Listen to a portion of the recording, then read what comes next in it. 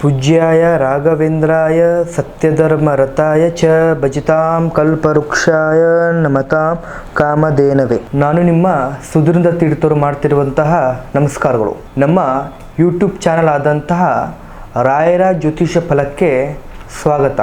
ಇವತ್ತಿನ ಒಂದು ವಿಡಿಯೋದಲ್ಲಿ ಮೇ 16ನೇ ತಾರೀಕು ಅಮಾವಾಸ್ಯೆ ಇದೆ. ಈ ಅಮಾವಾಸ್ಯೆಯನ್ನು ಜ್ಯೇಷ್ಠ ಅಮಾವಾಸ್ಯೆ ಅನ್ನುವಂಥದ್ದು ಕರೀತಾರೆ, ಹಾಗೂ ಬಾದಾಮಿ ಅಮಾವಾಸ್ಯೆ ಎಂದೂ ಕರೀತಾರೆ.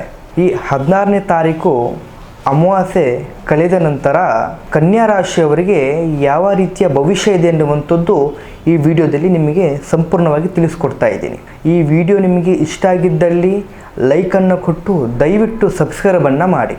ಕನ್ಯಾ ರಾಶಿಯವರ ಆರ್ಥಿಕ ಸ್ಥಿತಿಗತಿ ಬಗ್ಗೆ ನೋಡೋದಾದರೆ, ದುಡ್ಡಿನ ವಿಚಾರದಲ್ಲಿ ತುಂಬ ಜಾಗೃತಿಯಾಗಿರ್ತೀರ. ನೀವು ಅನಿರಿಷ್ಟವಾಗಿ ಬರಬೇಕಾದ ಸಂಪೂರ್ಣವಾಗಿ ಹಣ ಕೈ ಸೇರ್ತದೆ. ಹಣಕಾಸಿನ ಲೆಕ್ಕಾಚಾರದಲ್ಲಿ ಪ್ಲ್ಯಾನಿಂಗ್ ಮಾಡುವಂಥದ್ದು ರೀತಿಯಲ್ಲಿದ್ದರೆ ನಿಮ್ಮ ಲೆಕ್ಕಾಚಾರ ಕರೆಕ್ಟಾಗಿರ್ತದೆ.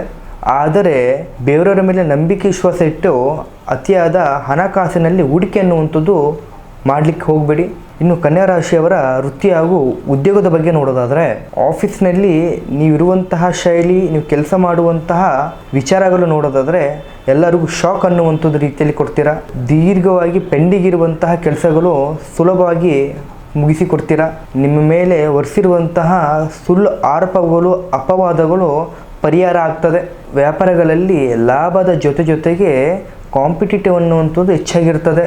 ಚಿಕ್ಕ ಪುಟ್ಟ ನೀವು ಗೊತ್ತಿಲ್ಲದೆ ತಪ್ಪು ಮಾಡಿದ್ದಲ್ಲಿ ಅದನ್ನು ಸರಿಪಡಿಸ್ಕೊಳ್ಳುವಂಥದ್ದು ಇದು ಸೂಕ್ತ ಸಮಯ. ಅಕೌಂಟ್ಸ್ ವಿಚಾರದಲ್ಲಿ ಸಂಪೂರ್ಣವಾಗಿ ಕ್ಲಾರಿಟಿ ಇರಲಿ. ಇನ್ನು ಕನ್ಯಾ ರಾಶಿಯವರ ಪ್ರೀತಿ ಹಾಗೂ ಕುಟುಂಬದ ವಿಚಾರದಲ್ಲಿ ನೋಡೋದಾದರೆ, ಮನೆಯಲ್ಲಿ ನಿಮ್ಮ ಮಾತಿಗೆ ಸಂಪೂರ್ಣವಾಗಿ ಮಾನ್ಯತೆ ಸಿಗುತ್ತೆ.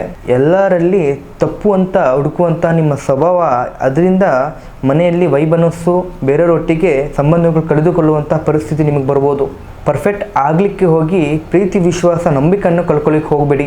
ಸಂಗಾತಿ ಜೊತೆ ಜಾಸ್ತಿ ಸಮಯ ಕೊಡಿ. ಮಕ್ಕಳ ವಿಚಾರವಾಗಿ ಮಕ್ಕಳಿಂದ ನಿಮಗೊಂದು ಒಳ್ಳೆಯ ಸುದ್ದಿ ಮತ್ತು ಹೆಮ್ಮೆ ಪಡುವಂತಹ ಸುದ್ದಿ ಕೇಳ್ತೀರಾ. ಹಾಗೂ ಈ ಕನ್ಯಾ ರಾಶಿಯವರ ಆರೋಗ್ಯದ ವಿಚಾರ ಬಗ್ಗೆ ನೋಡೋದಾದರೆ, ಕನ್ಯಾ ರಾಶಿಯವರು ಆರೋಗ್ಯದ ಕಡೆಗೆ ಹಾಗೂ ಹೆಲ್ತ್ ಕಡೆಗೆ ಸಂಪೂರ್ಣವಾಗಿ ಗಮನ ಕೊಡಬೇಕು.